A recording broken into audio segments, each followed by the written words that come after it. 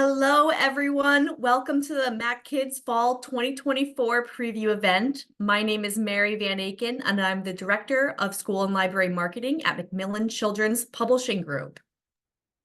Hi, everyone. My name is Alexandra Quill, and I am the Senior Marketing Manager on the School and Library team here at Macmillan Children's Publishing Group. Hi, and I am Elise Villalobos. I am the Marketing Manager here at MacKids School and Library. Hi, I'm Grace Tyler, and I'm the School and Library Marketing Assistant.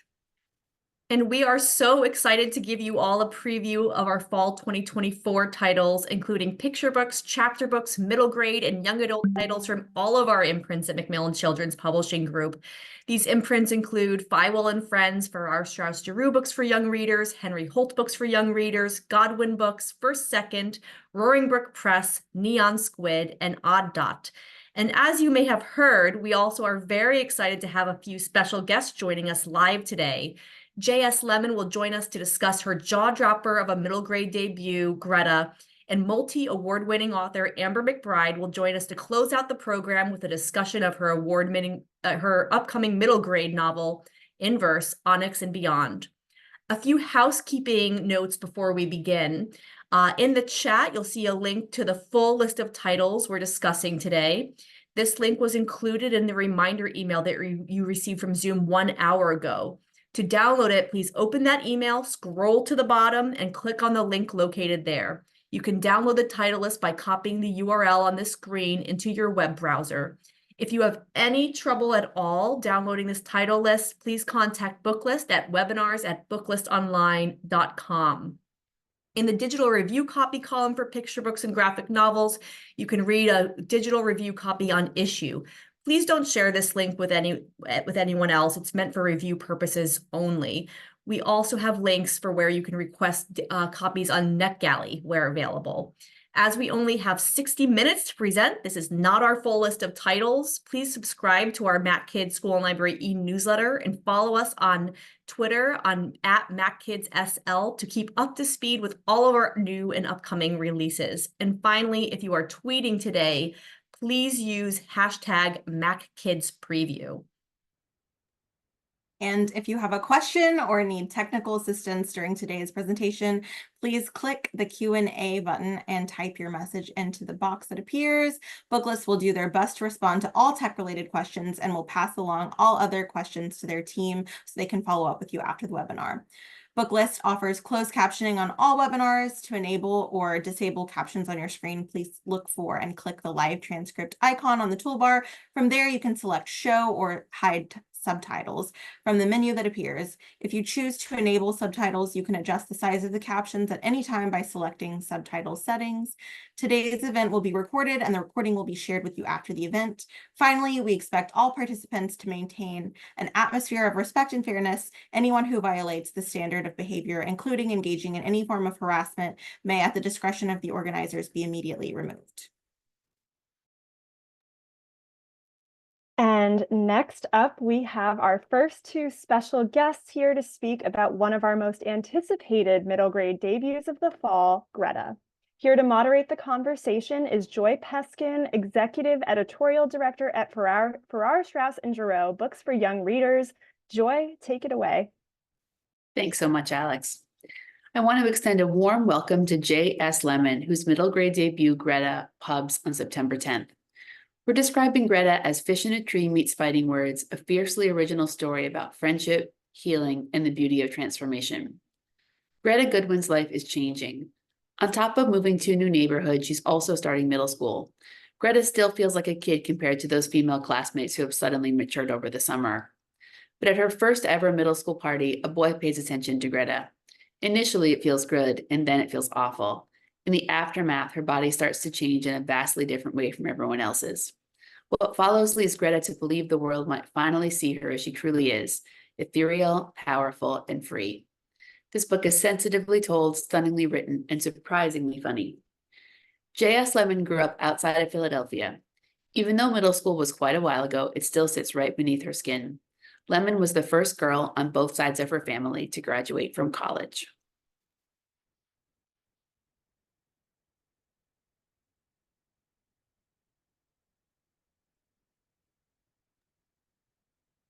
Hello, Hello. How are you? I'm well. Thanks for that great introduction.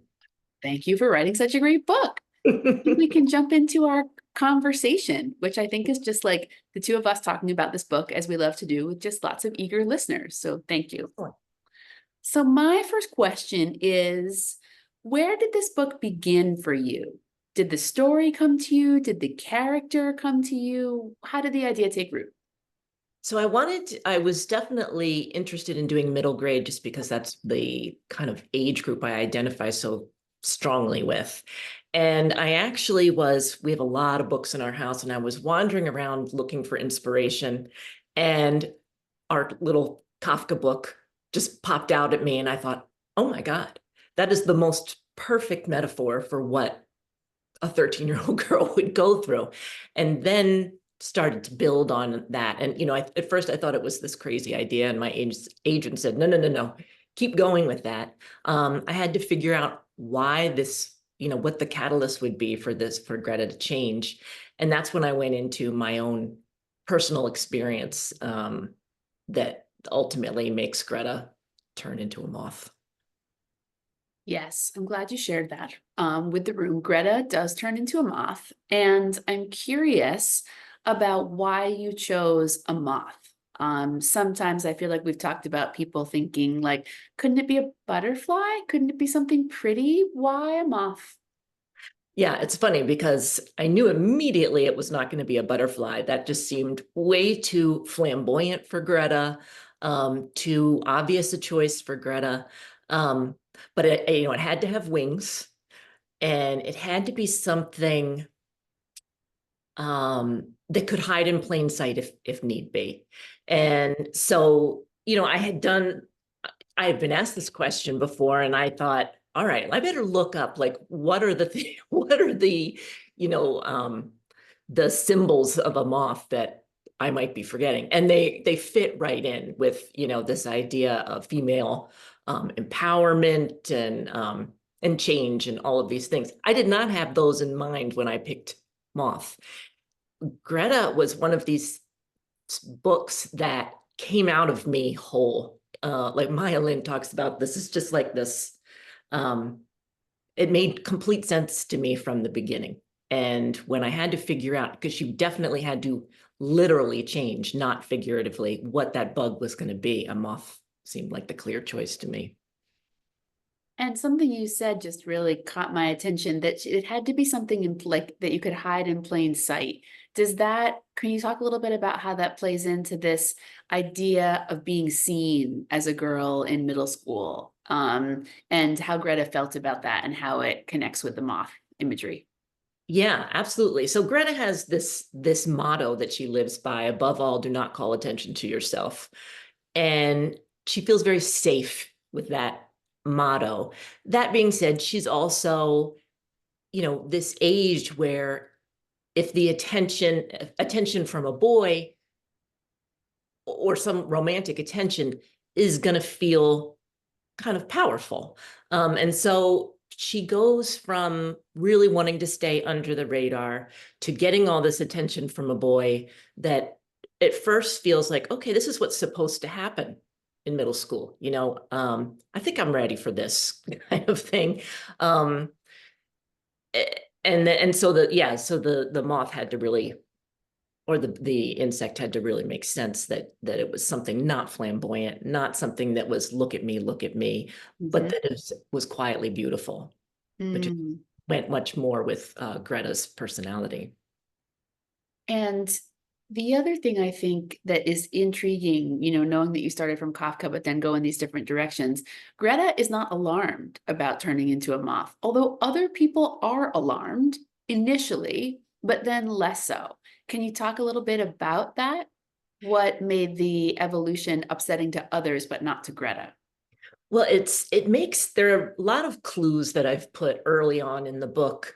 One is she and her best friend Lottie have this astrology book they're reading about their signs and what day they were born, what it says about them romantically and all of these things. And one of the things that it says in GRETA's is that she's these are made up, but one of the things that I planted is those born on this date tend to have creative solutions to common problems. Then later on, she's in a science class, and this part really hit home for me. And I put this in there. It was a real big part of the book for me, that as her teacher is describing why insects are so powerful and will be on this planet long after we're gone, is their ability to adapt.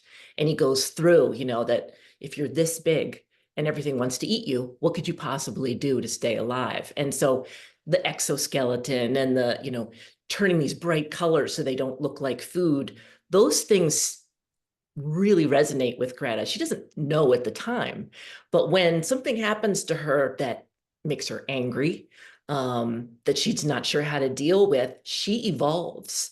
And as she evolves, she becomes much more comfortable in this new skin and eventually in this new body. It makes sense that her parents and her friend Lottie is actually very supportive of these changes, just because she's Lottie. She supports everything Greta does. And the kids at school make fun of her until they move on to the next thing to make fun of someone else about, which is part of the humor of the book. But yeah, it was important that I made it very clear that Greta wants this to happen. That as this is happening to her, first it freaks her out, but then she becomes very comfortable and feels very powerful. And then she's got to kind of console her parents a bit, the way any child eventually has to console their parents about change and evolving into some different version of themselves. So well put. You touch upon something that I want people to know. Two things about this book. It is not science fiction. I promise you. It's very, very realistic, despite this element of non-realism in it. And it's also very funny.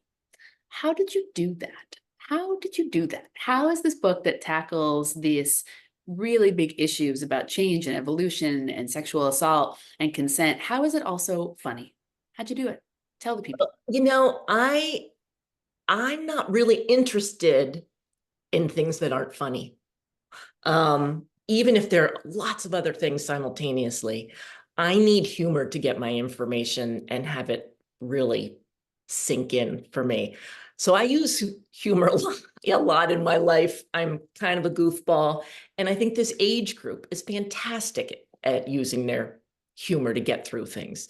So it's a language that I think puts people at ease with whatever is happening. I mean, I think over the past, several years, for me, like even just like getting the news, if I can get it from someone who's funny, I can handle it.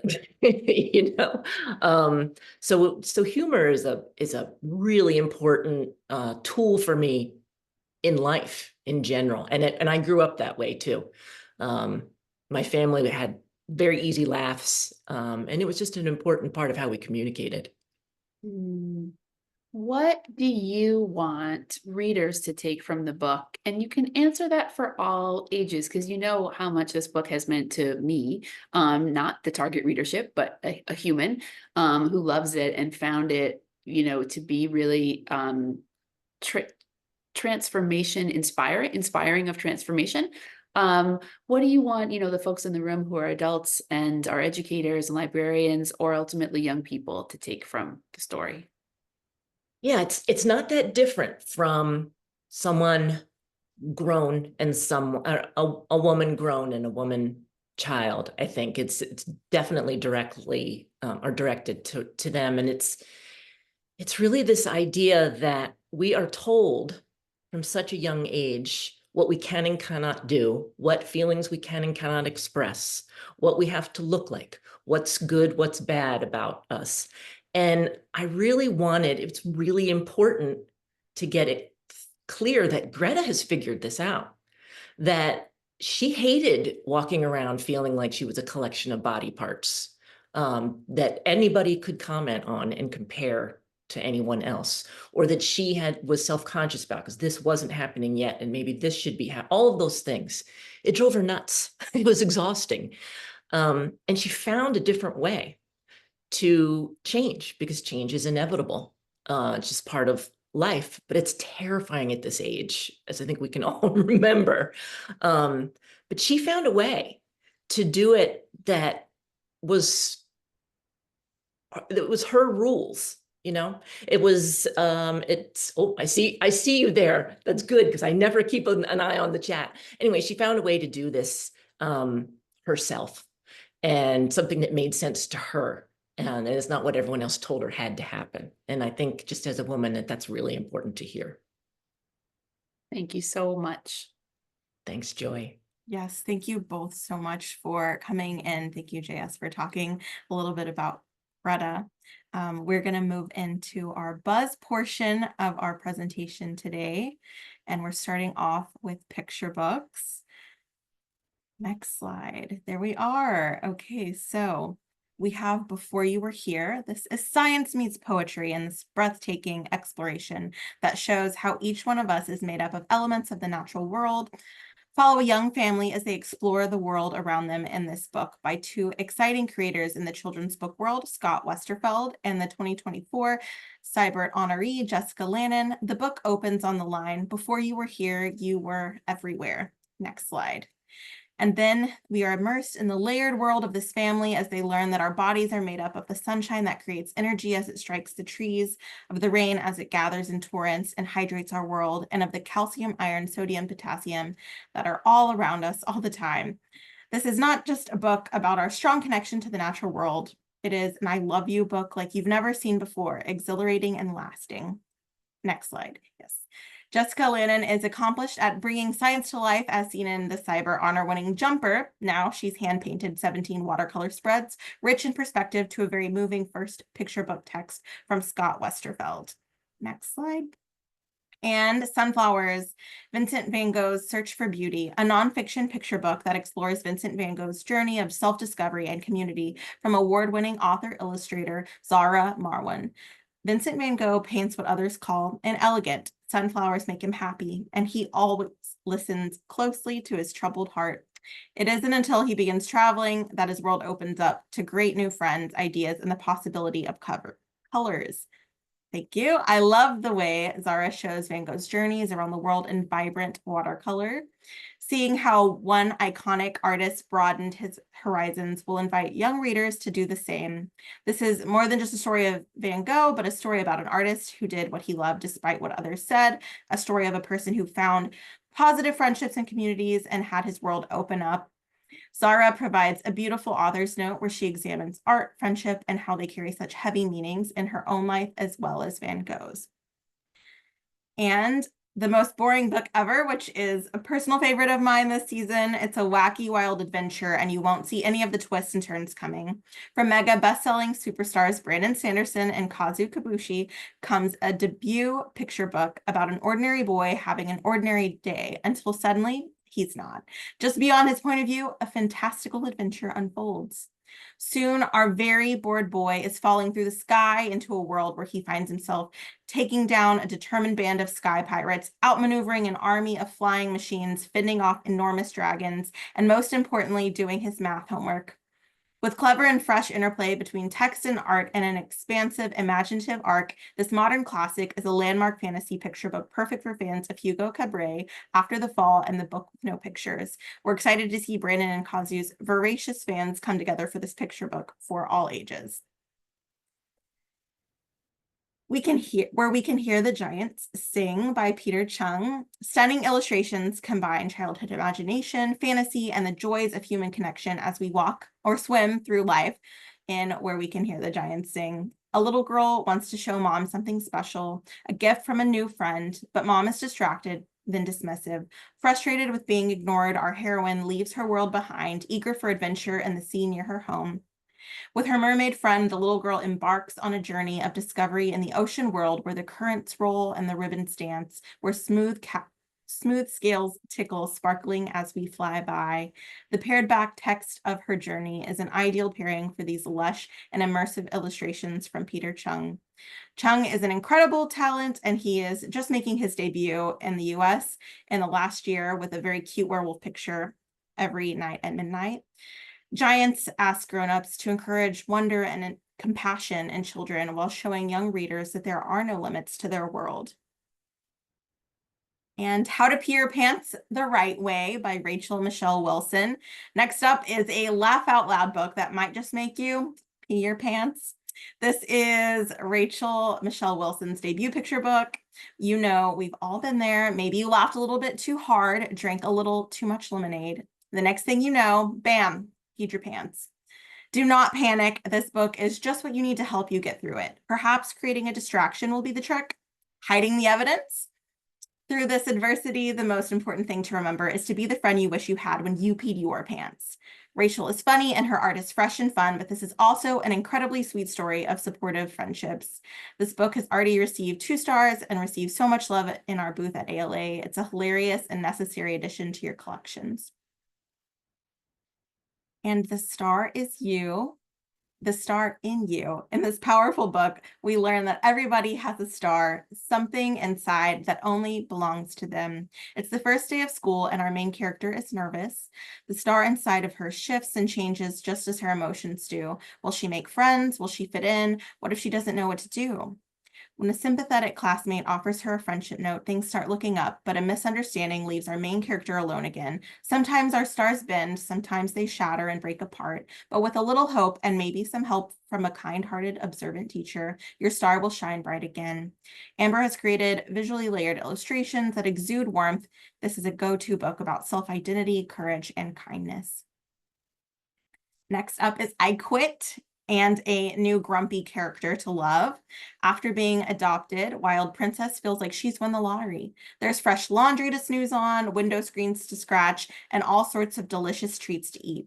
But she's always getting into trouble. One day, she's finally had enough of the rules and quits, but her adventure in the great outdoors doesn't go as planned, and she realizes that she may have made a few mistakes. Will her family even want her back? Told from the perspective of a typically self-centered cat with graphic and stylish illustrations that capture feline antics, I Quit is a laugh-out-loud celebration of the enduring love families have for one another, even when we misbehave. Ideal fare for story time with its tie-in to preschool and SEL curriculum, I Quit is one of those books that both kids and grown-ups will want to read again and again. It's perfect for fans of Jory John, Ryan T. Higgins, and Vera Brosgill's Leave Me Alone. And A Map for Palestine. This picture book is an authentic and powerful story about the Palestinian people and how they map their world. This is obviously a complex political situation, but it's one with a lot of personal consequences that affect kids and their families. And the creators have done an incredible job of focusing on that kid-level personal piece of the story. When Palestine's teacher asks her and all of her classmates to find their family's home countries on a map, Palestine can't find Palestine anywhere. So she goes home and asks her family, why isn't Palestine on a map? GRETA draws a big map showing all the towns and villages as he knows them, as they make spinach pies together, and Teta tells Palestine about leaving her house behind. And finally, Mama tells her that even though she can't see Palestine from her own eyes, it's real because it lives in them, in their hearts, memories, and hopes for the future. We love this book for its intergenerational storytelling and for its focus on personal narratives, and especially within a difficult political situation. The creators, Mesa Oda and Alia Batawi, are both Palestinian. The back matter will include an author's note, which tells Mesa's own family story as Palestinians in exile. And there's also a list of key terms, places, and ideas that are referenced throughout the story. And All the Greatness in You by Tamika Fryer-Brown, illustrated by Aliana Harris. This picture book doesn't placate the please never grow up and stay little forever message, and instead embraces the celebration of a child's burgeoning independence. In this spare yet powerful text, a Black mother supports and uplifts her son as he learns to dress himself, read books, play sports, explore the world around him, and more, peppering her with questions along the way.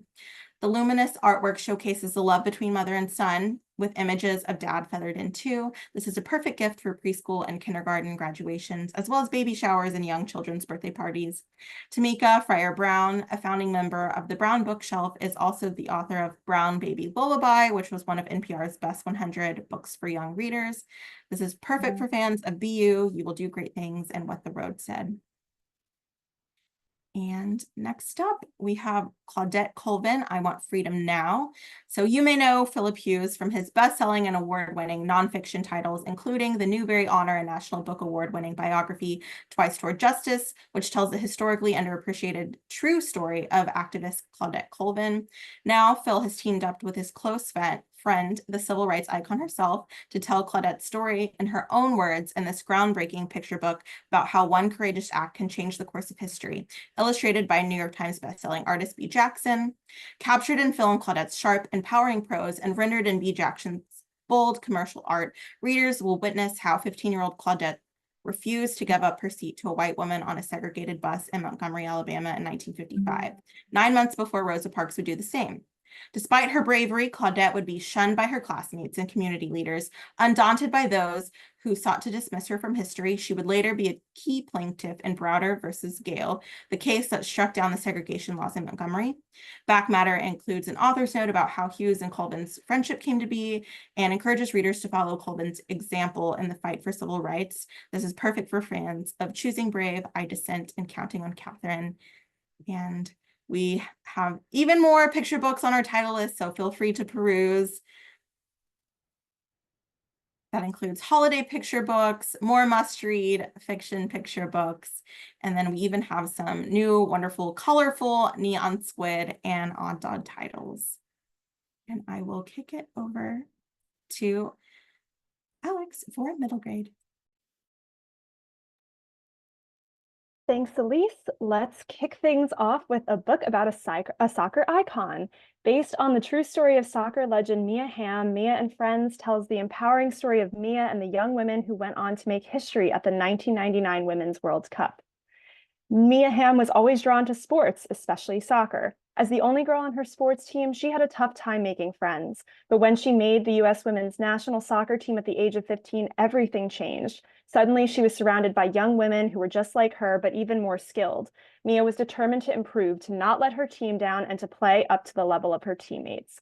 Carefully researched and with bright, inviting art, Mia and Friends is a fun and accessible read for younger graphic novels fans. It's also an empowering story that shows us how sports teams provide friendship, collaboration, leadership, and a positive outlet for many girls.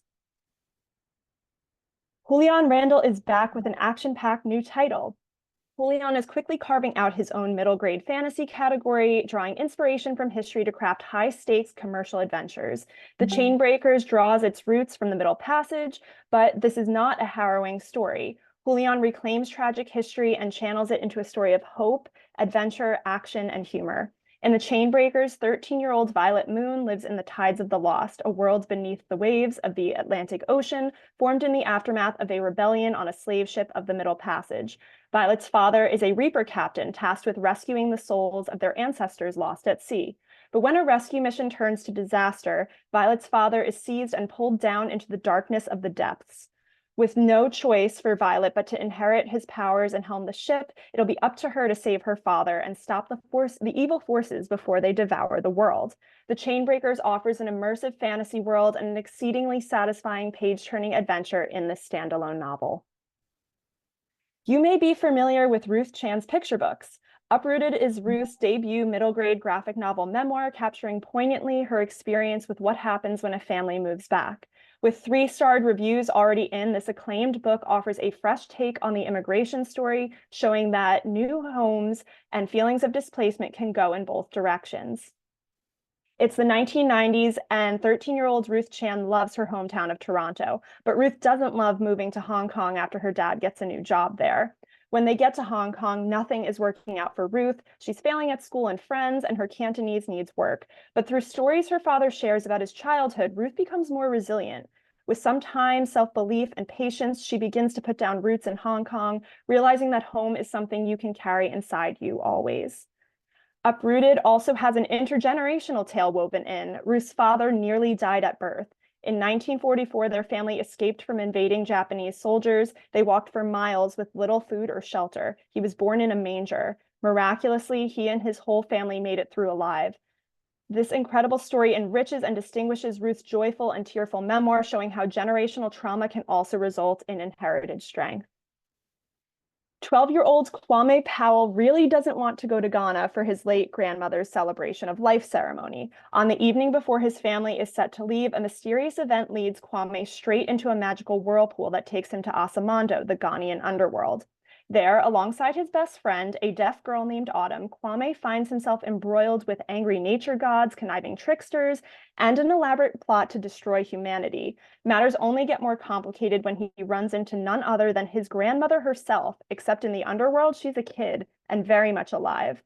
Kwame Crashes the Underworld is perfect for fans of whirlwind middle grade adventures centering black magic like The Marvelers, as well as those looking for an empowering and soulful exploration of family and identity. From rising star Tony Weaver Jr. comes Weirdo, an unforgettable middle grade graphic novel memoir about an awkward preteen who loves all things geeky, but struggles with mental health and self-doubt. Perfect for fans of Jerry Craft's New Kid, and with 2-starred reviews already in, Weirdo is a triumphant, witty, and inspiring story for any kid who's ever felt awkward, left out, or like they don't belong. And now here's Tony to tell you more about Weirdo. My name is Tony Weaver Jr., and I'm the author of Weirdo, a book that I call the Nerdy Kid's Instruction Manual for Self-Love and Self-Confidence. Weirdo is a middle-grade graphic novel memoir that tells my personal story of overcoming depression and anxiety and learning how to love all the things about me that are different.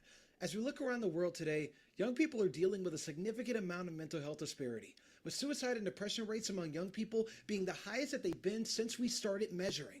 When I was in my dark place, the thing that saved me was stories. And as an act of gratefulness, I said that as soon as I got the opportunity, I would use stories to help other people. And Weirdo is my way of making good on that promise. Everybody tells kids that they're supposed to love themselves, but we never give them a guide on how to do that. How do you figure out how to love who you are when you don't know who that person is? How do you find a community that you can reach out to for help? How do you have the courage to ask for help in the first place? Through my personal story, we explore all of these questions in Weirdo with a variety of video game, anime, and nerdy sci-fi references. I think that it's a great book for any kid that's ever felt left out, and also a book for the kids that want to make sure they're creating community for other people. It's a helping hand for every young person on their journey for self-love and self-actualization, and when it comes out on September 17th, I really hope you give it a read. Thank you. Perfect for fans of Starfish, and from the desk of Zoe Washington comes this nuanced middle grade novel about 2 girls who join forces against book banning and censorship. Rose listens to her parents and follows every rule. But when Talia, the new girl from New York City with a bad reputation, shares a copy of a banned nonfiction book with her, Rose's world begins to change. The banned book makes Rose ask new questions, and when Rose's parents deny her questions and are angry with her for reading a banned book, she and Talia decide it's time to start a banned book club at their school. Rose's journey to self-discovery and independent thinking is universally relatable, and it's told through the lens of the timely discussion about censorship. Bridget Young's accessible writing invites young readers into the book banning discussion with an approachable argument against book banning. Perfect for fans of The Marrow Thieves, Hatchet, and City of Ember, H.E. Edgmon's middle grade debut offers a bittersweet tale of hope and survival and is a modern classic for the climate change generation. With 2 stars already in, The Flicker is both a thrilling survival story and a tender exploration of Indigenous ideas of identity and found family. Here's H.E. Edgmon to tell you more about The Flicker. Hi, I'm H.E. Edgmon. I'm the author of The Flicker, a post-apocalyptic middle grade out September 24th, 2024. The book begins with Millie and Rose, step-siblings living in the wasteland that was once rural Appalachia, grieving the loss of both of their parents and trying to figure out how the 2 of them can take care of their 1-year-old half-brother and make a future. Millie and Rose team up with a group of kids calling themselves the Lost Boys to try and travel across Appalachia to find Millie's grandmother, a Seminole elder who they believe might have had enough knowledge of the land to survive what happened. Through both the Lost Boys and their connection with each other, Millie and Rose learn the importance of family that goes beyond blood. Meanwhile, Millie's fight to reunite with her grandmother is incredibly symbolic to me of the fight to return to Indigenous practices and ideals, to give the land back. I have been told more than once that this is a story that takes you to the edge of despair and somehow brings you back. And that is where I believe we are globally right now, on the edge of despair. And my hope is to give kids a lifeline back. Monster Locker is the first volume of a thrilling middle grade graphic novel series. For hundreds of years, something in the basement of Glenfield Middle School has waited for its chance to open a portal into the realm of monsters. Now its time has come, and the school is going to need a hero. Sixth grader Pablo Ortiz isn't that guy. All Pablo wants to do is lie low and get through middle school in one piece. So when Pablo accidentally opens the portal through his locker and summons a vengeful Aztec goddess, he'll need the skills of his new friends and the wisdom passed down by his abuela to take her on. With a fast-paced plot and humor throughout, Monster Locker is, to quote Kirkus's starred review, a simply smashing monster bash with a sequel to follow next year. Emily Dickinson is one of America's best-known and most original poets, but we often think of her as the famous recluse whose withdrawal from society has become legendary. Wildflower Emily reveals a new side of her, one that recasts her as the powerful, adventurous, and joyful girl she truly was. Lydia Corry researched Emily Dickinson's childhood, uncovering a young girl eager to go out exploring. Here's Lydia Corry to tell you more about Wildflower Emily. Hello, my name is Lydia Corry and I wrote and illustrated Wildflower Emily, a graphic novel about a young Emily Dickinson. The story explores her passion for nature and her great love for her shaggy companion Carlo, a giant dog who accompanied her on her wildflower walks. Writing and illustrating the story was an absolute joy. In researching Emily's life, I made the wonderful trip to visit her home in Amherst, which was an unforgettable experience. Throughout the story, I've tried to remain as faithful and true to the spirit of Emily as possible. Woven into the text are many of her own words, taken from her letters and her poems. The illustrations were made using watercolour on paper. Today, Emily is recognised as one of the most brilliant poets of all time. But many people still think of her as a lonely recluse, dressed in white and hidden in the shadows. I wanted to introduce younger readers to a different side of Emily, a powerful, incredibly bright and joyful spirit who was passionate about nature and made profound friendships. I hope that this story might encourage them to read more of her work, to go outside and explore the world around them, and perhaps to write poems of their own. Slouch is the highly anticipated standalone follow-up to Christina Wyman's bestseller Jawbreaker. Seventh grader Stevie Crumb doesn't want to stand out, but at nearly 5'10", it's impossible not to. Everyone talks about Stevie's height, even though she'd prefer not to draw attention to her lanky frame. Stevie joins the school's debate team where she meets cute fellow debater Cedric. He's shorter than she is, but Stevie doesn't think anything of it until her best friend points it out. Then, strange guys on the subway start making comments about Stevie's body, making her feel scared and unsafe. It's time for Stevie to ask for help, set some boundaries, and realize that standing up and standing out isn't such a bad thing after all. Slouch is a must-read story about growing up and growing into yourself inch by inch. It explores themes of body image, self-love, gender-based harassment, and bodily autonomy with a sensitive, savvy, and heartfelt touch. A starred review from Publishers Weekly also praises the accessible conversation that this book tackles about consent, privacy, and social media's influence. And rounding out middle grade is an enchanting novel from #1 New York Times bestselling author Marissa Meyer and Joanne Levy. When Aviva and Holly meet at the Senior Center's holiday pageant tryouts, they think they must be seeing double. They knew they were adopted, but had no idea they had an identical twin. It's the holiday season, and in realizing that they each celebrate different holidays, they become curious about their different festivities. In a Parent Trap-esque plot move, the girls secretly trade lives, planning to stage a dramatic reveal to their families. Two secret twins swapping homes and traditions, what could possibly go wrong? With alternating chapters offering each of the sisters' perspectives, Let It Glow brims with holiday hijinks while also tackling big social and emotional topics with care. And don't forget to check out our continuing series, including a new Steintingler's book from R.L. Stein, exciting collaborations, including a new Dogtown book from powerhouse duo Catherine Applegate and Jennifer Choldenko, and a new middle grade graphic novel from pop stars Tegan and Sarah and illustrator Tilly Walden. Volume 4 in Jean Lewin Yang's Books of Clash series. The Gators are back to school in this latest book in the New York Times bestselling Investigators series. And we have the second chapter book in the Rachel Friedman series. George O'Connor's second book in the Asgardian series, which tells the story of Thor, or as Kirkus writes in their recent starred review, it's Hammer Time. And finally, don't miss even more incredible middle grade titles that are available on NetGalley. And now I will send it over to Grace and Mary to round it out with our young adult section.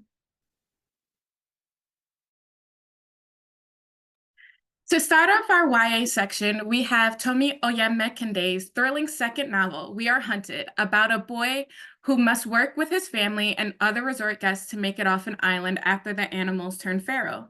Femi feels misunderstood by his dad and brother and is forced to go on a boys' trip to Darlamam's Island, a luxurious but mysterious resort. They discover that the island is filled with unique plants and animals. However, they soon realize that the island has dark secrets, and they must band together to survive when the security system keeping the animals in check is compromised. This thrilling story where White Lotus meets Jurassic Park will have readers marveling at the grand Darlamam resort and its animals, rooting for Femi and other characters, and feeling a growing sense of horror as the story explores the dangers of capitalism and chasing spectacle. I'm so excited to share with you George M. Johnson's long-awaited return to young adult, Flamboyance, the queer Harlem Renaissance I Wish I'd Known, illustrated by CSK John Steptoe Award winner Charlie Palmer.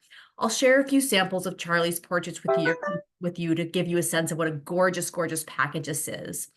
In 14 essays, George tells teen readers about the Black and queer icons of the Harlem Renaissance that they wish they'd known about when they were a teen. From Langston Hughes and Josephine Baker to Ethel Waters and Elaine Locke, George explores the queerness behind these great figures and how it informs their art. These mini biographies act as a roadmap, as an inspiration for teens today to embrace their layered identities. They are also an introduction to the Harlem Renaissance as a movement. As you can see, each figure is illustrated by Charlie Palmer, and the spreads are heavily designed with spot art and tasteful sidebars throughout to complement George's conversational essays. George writes in the introduction, "How can I see my true self in the mirror if I've never seen a reflection of myself out in the world?" Flamboyance continues their work to support queer readers and their allies and forge a brighter future for us all. Red Solo cups, check. Snacks, check. Abandoned mansion full of countless horrors that won't let you leave, check. For high school senior Arden, the Dinehart Manor has been a looming shadow over the town for as long as she can remember. When the final Dinehart descendant passes, the huge Gothic manor is up for sale for the first time ever. Arden steals the keys from her mother's real estate office to throw a graduation party at the manor, but when the manor doors bar everyone inside and the walls begin to bleed, all anyone wants to do is make it out alive. This two-starred YA novel is a Survive the Night horror story from Prince Honor-winning author Lily Anderson. It is indeed full of partying teens, murderous ghosts, clawing hands, and dripping blood. But it is also full of Lily's trademark humor and heart and very real, very relatable characters. Next up is Under the Heron's Light by Randy Pink, author of some of our favorite young adult novels with a historical bent, including Angel of Greenwood and We Are the Scribes.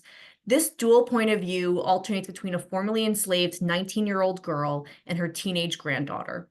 In 1722, Baby Lou Mack and her siblings escape into the Great Dismal Swamp after witnessing the murder of their mother.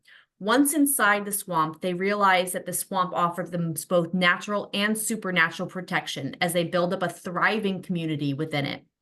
In the present day, soon-to-be 19-year-old Atlas is back for her family's annual Born Day Cookout, a celebration of the birthdays shared by her, her 3 cousins, and their grandma. Granny Lou Mack has always told them stories about a magical isle and walking 4,642 steps to paradise. But her tales start to take on a different realness to them when Atlas witnesses her command nature in ways that shouldn't be possible. After Granny Lou is sucked into the Dismal Swamp and Atlas and her cousins try to get her back, they realize just how much the Black Waters hold: family secrets, otherworldly mysteries, and a revenge plot centuries in the making.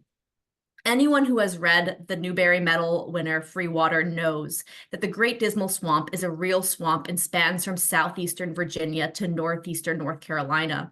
Many formerly enslaved people escaped to Dismal until there were thousands of Dismal Swamp Maroons between the 1700s and 1860.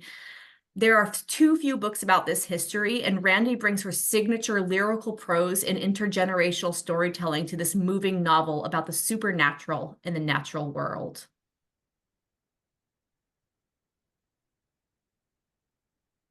Next, we have Tangleroot by debut author Kalela Williams. Noni Reed has grown up in the shadow of her mother, a renowned scholar of Black literature who was alarmingly perfect at just about everything. When Noni's mom takes a job as the president of a prestigious college in rural Virginia, Noni is forced to leave her New England home.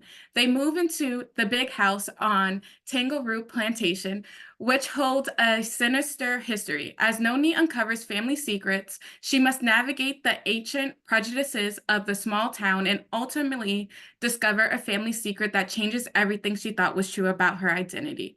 With 1-star reviews so far, this is a stunning debut that tells an intriguing story of generational secrets and lies.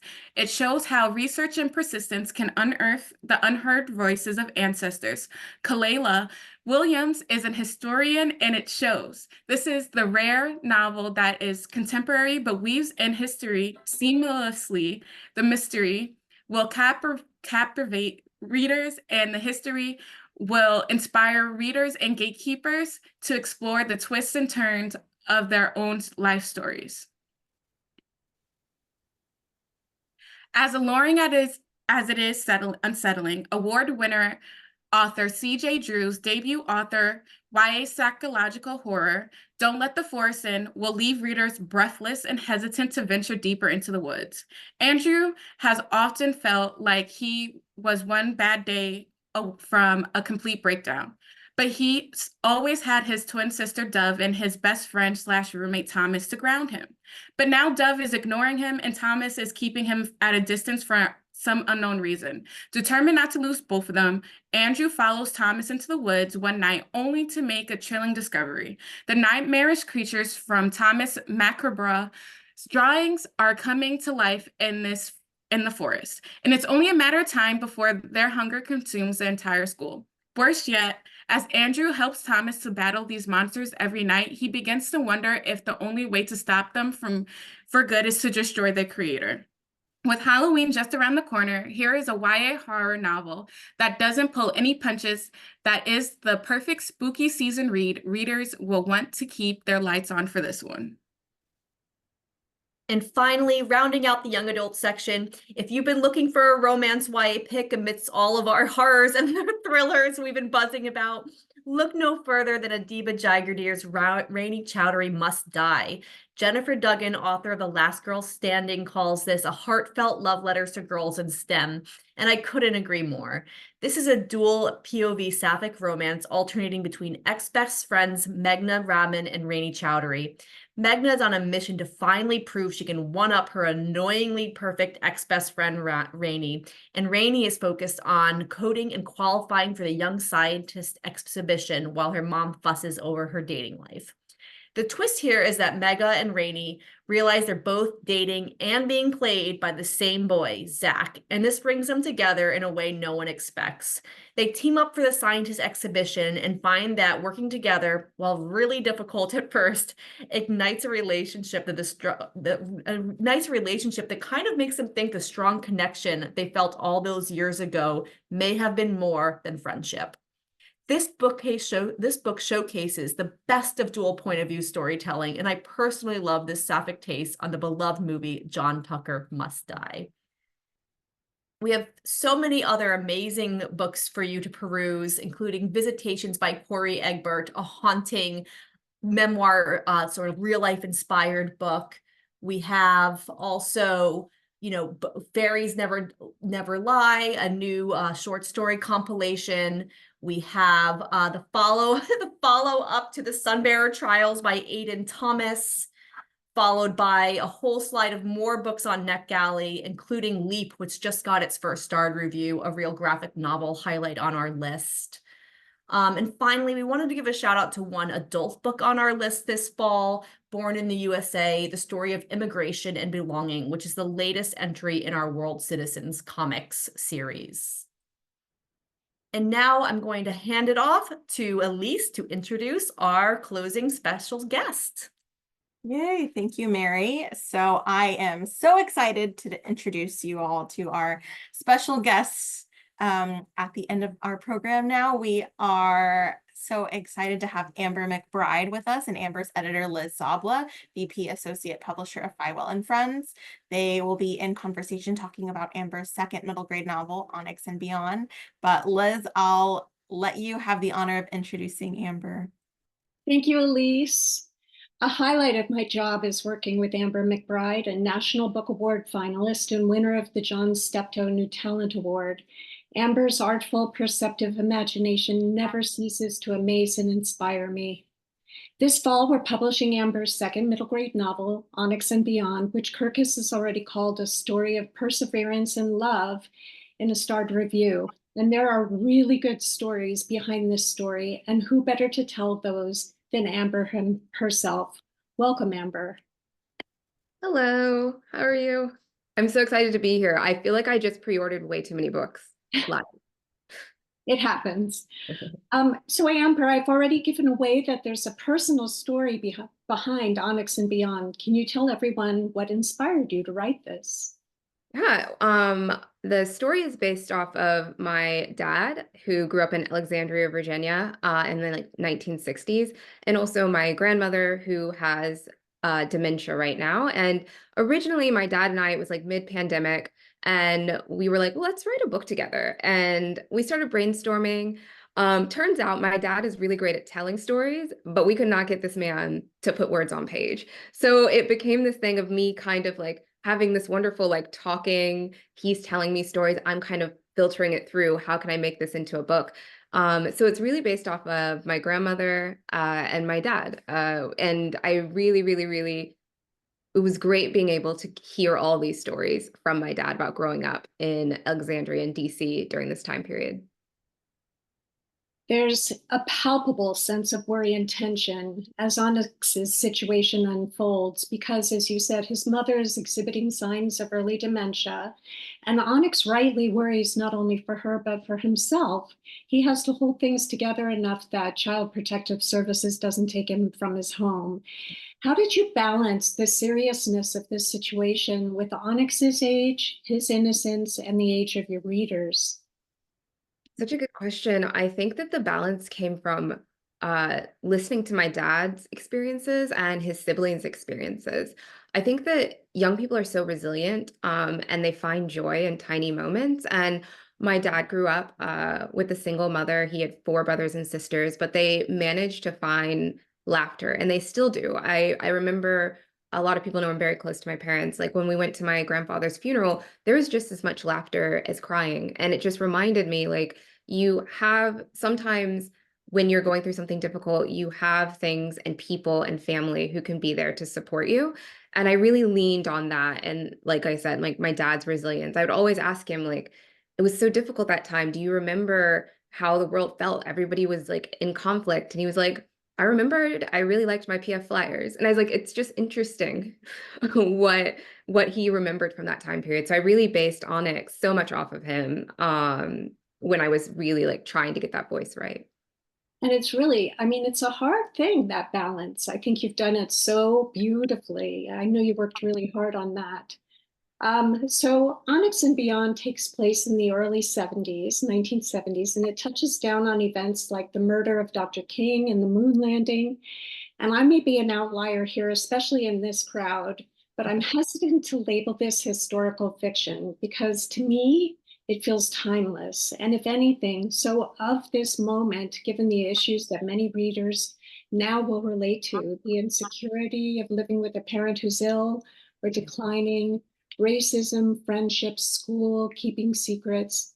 Are you concerned about your book being labeled historical, or is that just me? First of all, I think that most the best historical fiction feels timeless, right? And so that's like, you can insert a different set of conflicts and it's the same story. I think for me, one thing I learned, and this might just be a publishing journey, is that because so many of my books get categorized in places I didn't expect them to be, I've kind of realized that like these categories that we've created were originally created for books that were primarily written by white men. And I think that the interesting thing is, as we become more aware and more diverse in how many people are being published, we realize that most books, especially from people of color, tap in so many categories at the same time. And I think that that's just the way that we tell stories, the way that storytelling works, folklore works in our lives. And so I'm happy for the book to be in whatever category. I think that for me, it feels timeless as well. I just felt like it needed to be set where my dad was telling me these stories. But I'm okay with it if it's historical fiction, unless a kid sees historical fiction and they're like, I will not read that. Then I'll be like, oh. But I do think that the conflicts in the book, without giving too much away, are very like modern in the sense of how they're interacting. I do too. They're very of the moment. And hopefully a kid will look at the cover and say, oh no, that's the book for me, historical or not. Such a good cover too. So back to this idea of balance. Onyx is carrying this huge secret about his mom's illness, and you balance that so well with his magical thinking that, for instance, if he can get a piece of the moon rock on display at the Smithsonian, the rock might help his mom get her memories back. In fact, all of your books have touches of magical realism. What's your intention here? I think it's interesting. I think JS earlier was saying that there always had to be humor in her books for GRETA for it to work. And for me, I feel like there always has to be magic or it doesn't work. I think that magic, in the sense of however we want to define it, is a huge part of who I am, my spirituality, what I practice. And I also think that it's just hearkening so much to when we were young. And I remember I was hanging out with my god sister at one point, and she was young at the time, and she was just looking at the leaves and she said, is this real life? And I was like, why don't we think like this? Why don't we think about things in this like sense of awe? And so this idea to Onyx where something otherworldly should be able to cure his mother, it makes sense. Like, why wouldn't it? Why shouldn't it? You know, even with all this stuff happening around him, is something that I find really, really interesting. But I think that I categorize all my books in this aspect of folklore, which is why an element of the supernatural or the whimsical might show up, because I think that folklore, as Zora Neale Hurston said, is the history of the people. And I consider myself more of a folklorist than a writer, really. And so this documenting has this magical aspect that I think everyone will understand, because in our minds, we've thought these whimsical things before. And so I'm always investigating that in my work. That's wonderful. I don't think I've ever heard you really talk about that. And it really says a lot to me about why and how your books are so accessible.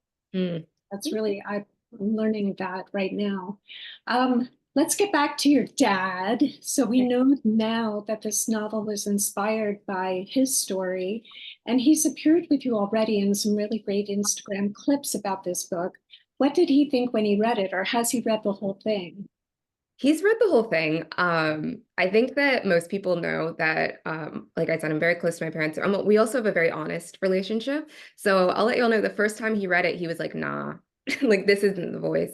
This isn't it. And I think that, I mean, he was right. I think people who have read my young adult verse are going to say, wow, this is a completely different voice, because he was like, Onyx wouldn't say that. You're writing in the moth way or in the whimsy way. And so it really was sitting down and being like, okay, like, what does that voice sound like? What does a 13-year-old boy who lives in Alexandria, DC sound like? And it was taking out a bit of the frills for more bigger metaphors. And it was such a rewarding experience to try to alter your voice into this person who, I didn't know my dad as a kid. I know him now, but to understand what he was like as a kid. And then a lot of the other characters are like his siblings in real life. And so there were a couple of lines they've read and they're like, yeah, Carmen would say that. So it just really, really was a wonderful experience and a huge exercise for me in how do you take on someone else's voice that you really, really care about?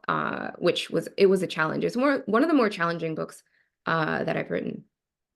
I can see that. And what made you decide to do this one in verse? Because your debut middle grade, Gone Wolf, is mostly traditional narrative. Right. What made you to verse with this one? It's another great question. I think for me, I've been asked this on panels before, is that for me, when the point I want to get across is more of a thesis, for example, Gone Wolf, what happens when we tell history incorrectly is the question we're trying to answer. It really leans more to prose. When the feeling I want to get across is more of a guttural feeling, or the feeling you get when you hear your favorite song live, it's more of a goosebump moment. That's when I write in verse. And I think what I wanted to get across in this book was how important it was to include family, community in our process of healing. And so it was from the beginning, I knew it was going to have to be in verse, because I wasn't trying to teach anyone anything. I was trying to show a feeling of community, of fear, of love. That is gorgeous. That really does kind of break down Onyx right there for me. Thank you, Amber. Thank you so much. It was wonderful talking with you. Yes, you too. Thank you both for coming and sharing more with us.